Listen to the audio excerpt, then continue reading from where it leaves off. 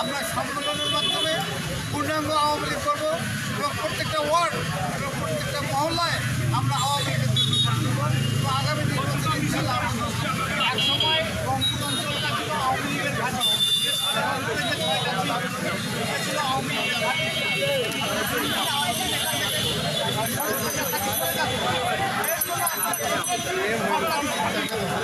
আমরা কেন্দ্রে বার্তায় দিয়েছিলাম, আমরা কেন্দ্রের বার্তায় দিয়েছিলাম যে এই আসনটা এই আসনটা কেন্দ্র আমাদেরকে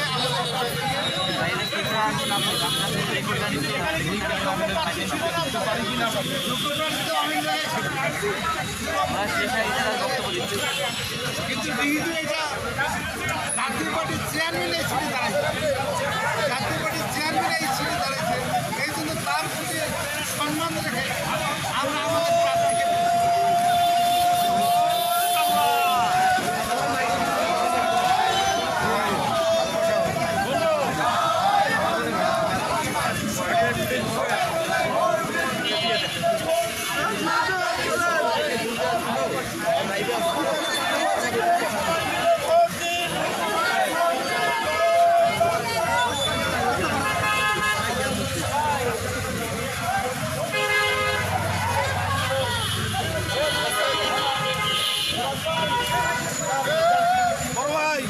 ব্যাক করেন। নাই